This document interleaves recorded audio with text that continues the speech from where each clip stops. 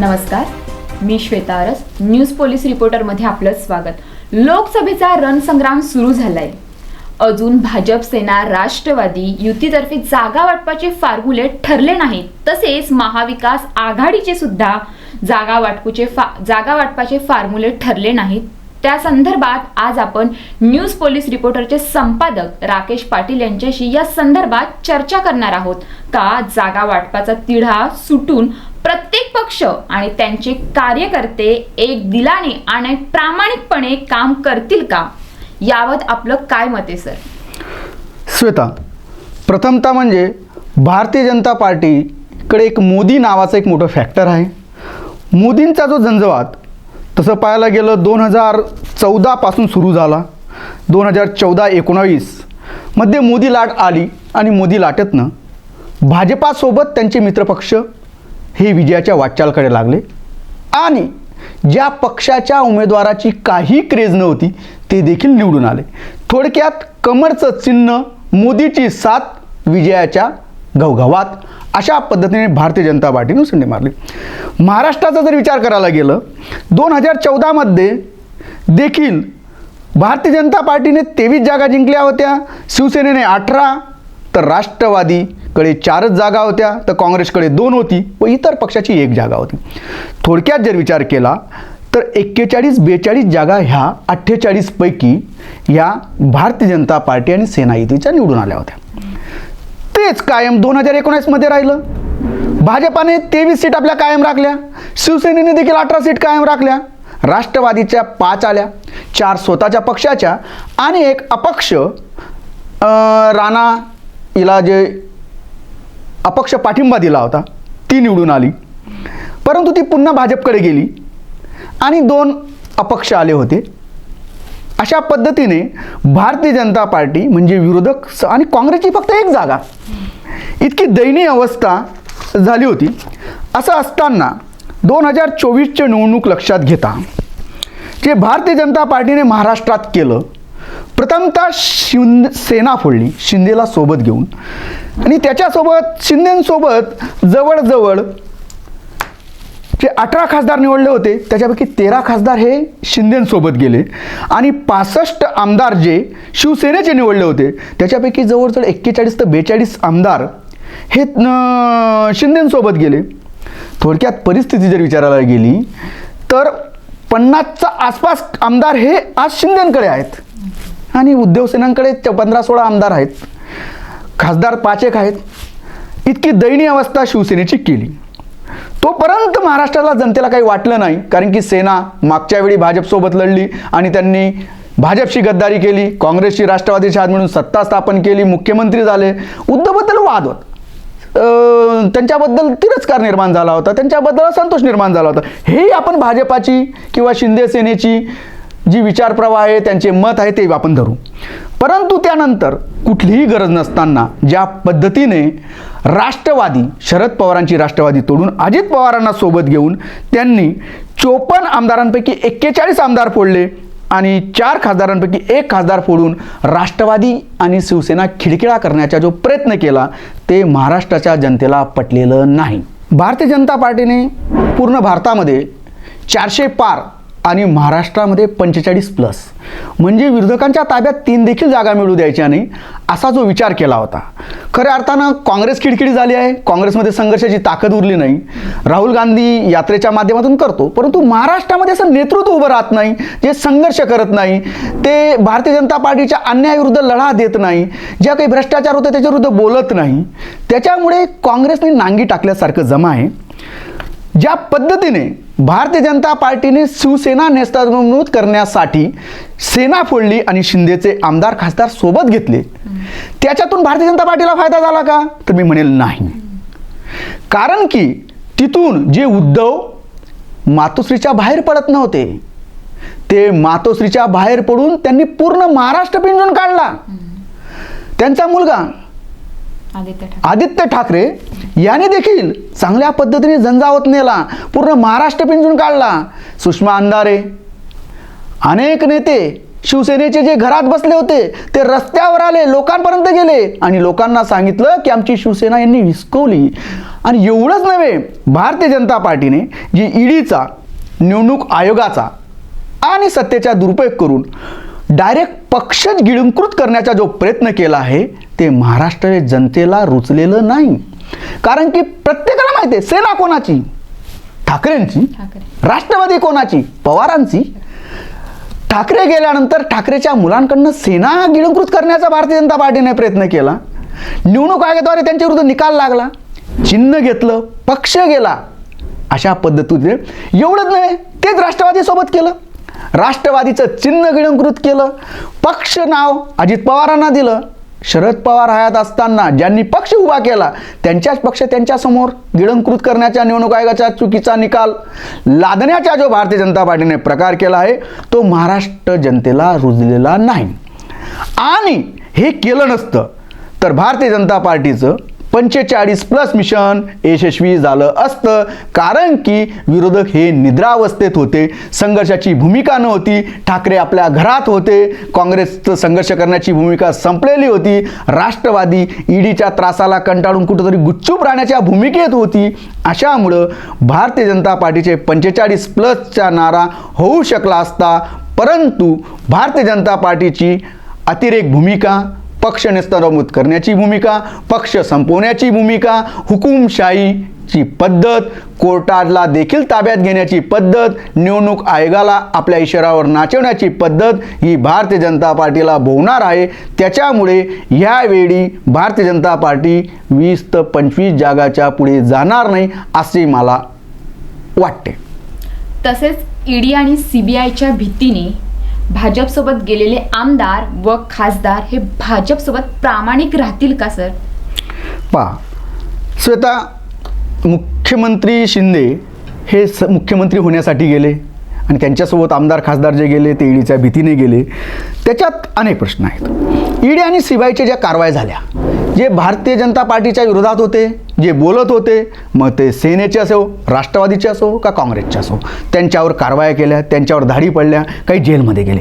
याचं उदाहरणच द्यायचं म्हटलं तर राष्ट्रवादीचे छगन भुजबळ जेलमध्ये गेले, अजित पवार, सुनील तटकरे, विजयकुमार गावित, हसन मुश्रीफ असे असंख्य आमदार खासदारांची नावं घेता येतील, मंत्र्यांची नावं घेता येतील की ज्यांच्यावर आरोप. अरे एवढेच काय, देशाचे पंतप्रधान आणि भारतीय जनता पार्टीचे सर्वेसर्वा नरेंद्रजी मोदी यांनी भाषण केलं कि महाराष्ट्र की एनसीपी यानी नेचुरल करप्टेड पार्टी, उसके नाम में ही करप्शन है और 70,000 के घोटाले में अजित पवार अंदर जाएंगे.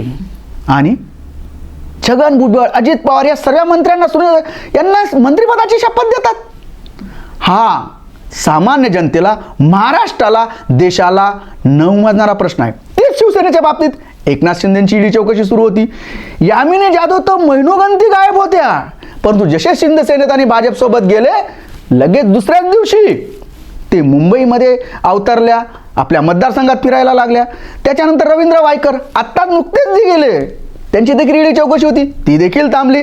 दीपक केसरकर यांच्या मागे तर या पद्धतीने लागले होते, ते देखील गेले.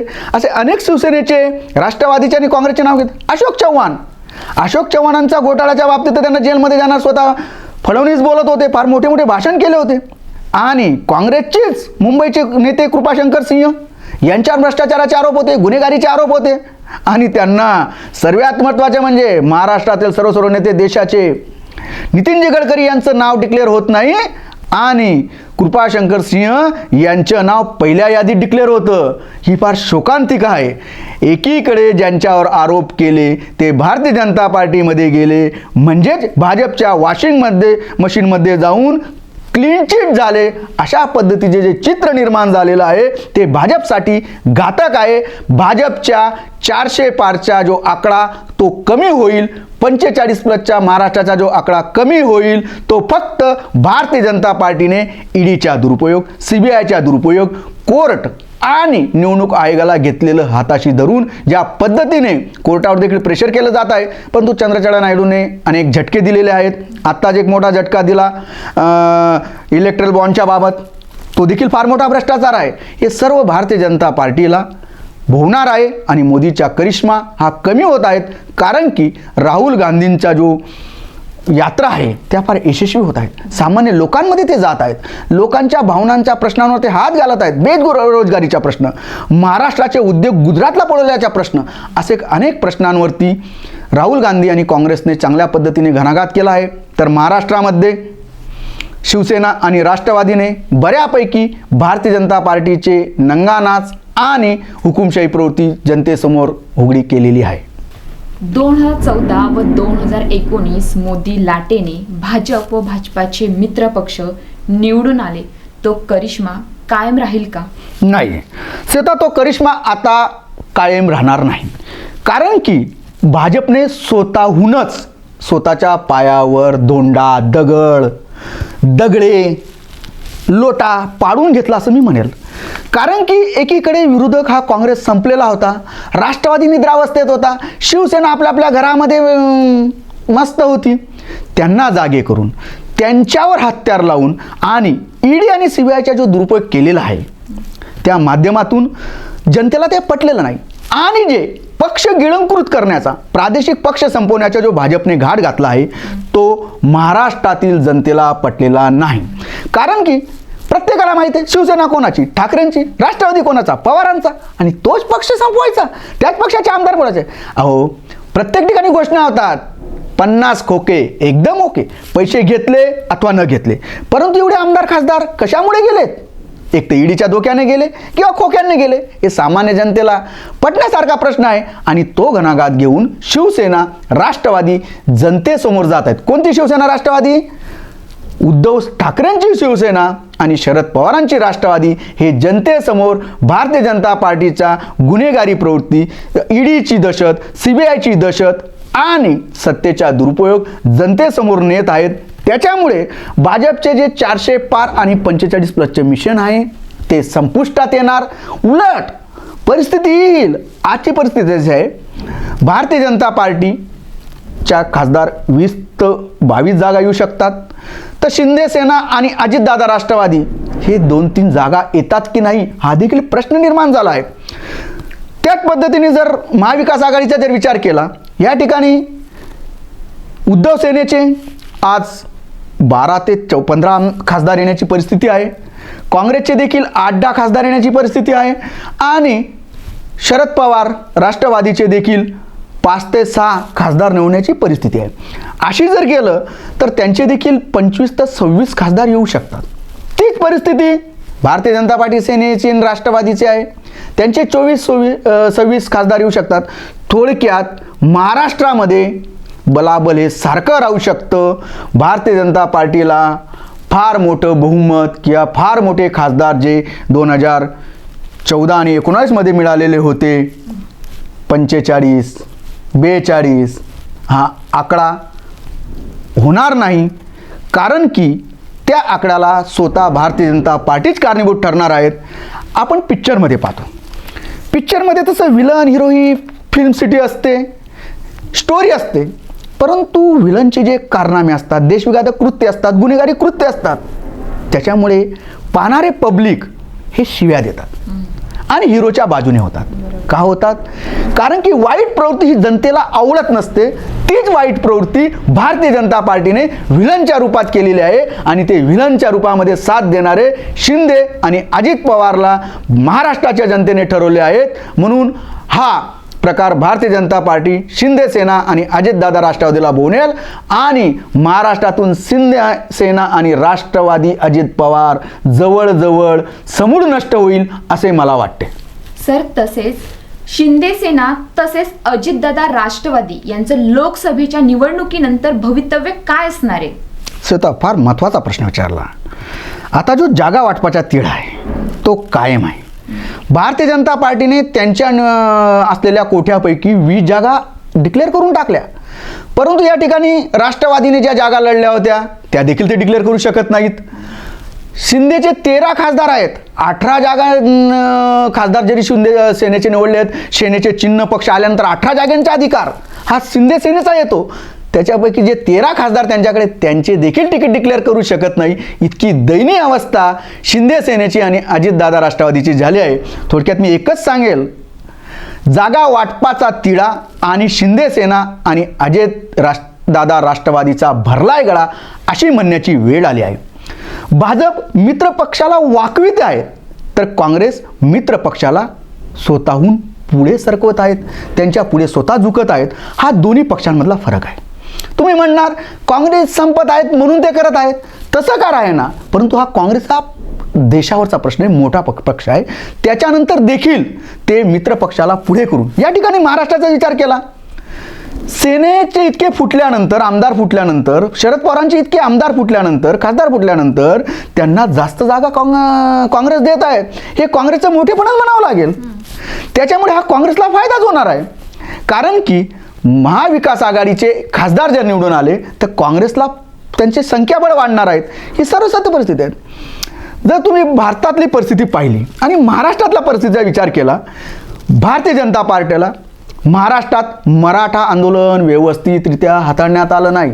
मराठ्यांना असं वाटतं की मराठ्यांना जे आरक्षण आहे ते फडणवीसांनी, भारतीय जनता पार्टीने दिली नाही, म्हणून मराठा समाजाचे मतं हे भारतीय जनता पार्टीच्या विरोधात फार मोठ्या प्रमाणावर जातील. त्याचा फटका शिंदे सेनेला आणि अजितदादा राष्ट्रवादीला भेटण्यास बसणार आहे.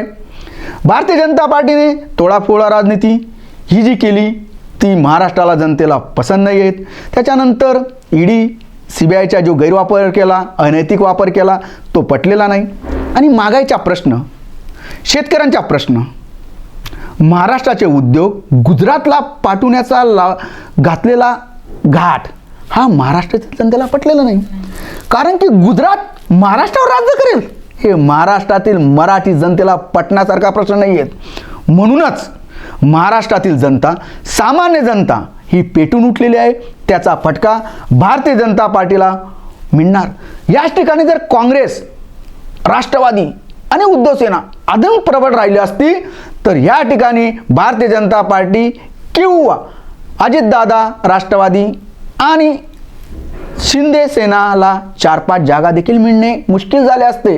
परंतु भारतीय जनता पार्टीचा प्लस पॉईंट असा आहे की विरोधक हे आक्रमक नाहीत, विरोधकांमध्ये नेतृत्व दिसत नाही. ह्या गोष्टीचा फायदा भारतीय जनता पार्टीला मिळणार आहेत. जर विचार केला, निवडणूकची आचारसंहिता आता आज लागेलच. त्या दृष्टिकोनातून जर अजून बी घोड संपलेला नाही, भारतीय जनता पार्टी ह्या 30 ते 35 जागा लढवेल. शिंदे सेनेला 8 ते 10 जागा देतील, अजितदादाला 4 ते 5 जागा देतील. ह्या परिस्थितीवरून दिसतं की निवडणुकीनंतर शिंदे सेना आणि अजितदादा राष्ट्रवादी ही संपलेली असेल आणि सुप्रीम कोर्टाने जर यांचे चिन्ह काढून घेतले तर शिंदे आणि अजितदादाला कुत्र देखील विचारणार नाही ही परिस्थिती निर्माण होईल आणि संपूर्ण महाराष्ट्रात हे पाहिल यातील मात्र मला शंका वाटत नाहीत. कारण की त्यांनी डायरेक्ट भाजपमध्ये गेले असते, लोकांनी ॲक्सेप्ट केलं असतं. त्यांनी भाजपच्या वाट्याला गेलं असते तरी लोकांनी ॲक्सेप्ट केलं असतं. परंतु तुम्ही पक्षात गिळंकृत करणार हे जनतेला पटण्यासारखा प्रश्न नाही. कारण की याच्यात लोकशाही धोक्यात येते आणि लोकशाही जिथं धोक्यात येते, संविधान जिथं धोक्यात येते तो पक्षाची वाट लागते. हा इतिहास आहे. तीच परिस्थिती भारतीय जनता पार्टीची येणार यात तिळमात्र शंका नाही. महाराष्ट्रामध्ये भारतीय जनता पार्टी, अजितदादा गट आणि अजित पवारांच्या राष्ट्रवादी गट हा फार कमी जागा मिळवेल.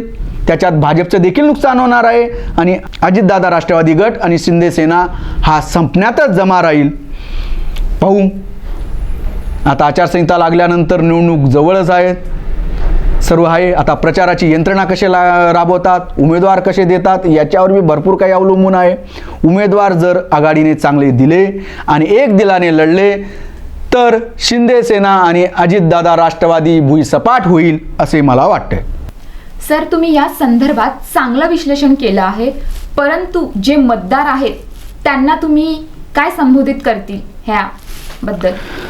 स्वतः मी नागरिकांना, मतदारांना एकच सांगेल, मतदानाचा जो हक्क आहे तो बजवा, जास्तीत जास्त मतदान करा आणि हुकुमशाही प्रवृत्ती आणि जे कायदा तोडत आहेत, कायदा हातात घेऊ पाहत आहेत, लोकशाहीची विटंबना करू पाहत आहेत, संविधान उडवू पाहत आहेत अशांना धडा शिकवण्यासाठी विरोधक स्ट्रॉंग असला पाहिजे. म्हणून विरोधकात देखील जिवंत ठेवण्यासाठी जनतेने ही निवडणूक स्वतः हातात घेऊन जास्तीत जास्त लोकशाहीची विटंबना करणारे, लोकशाहीला त्रासदायक ठरणारे, संविधानाला घातक ठरणाऱ्यांना धडा शिकवला पाहिजे आणि लोकशाहीच्या दृष्टिकोनातून जास्तीत जास्त मतदान झाले पाहिजे असे मी समस्त नागरिकांना याद्वारे न्यूज पोलीस रिपोर्टरतर्फे आव्हान करतो. अशाच ताज्या घडामोडी तसेच सविस्तर वृत्त पाहण्यासाठी न्यूज पोलीस रिपोर्टरला लाईक करा तसेच सबस्क्राईब करा. तुम्ही पाहत राहा न्यूज पोलीस रिपोर्टर.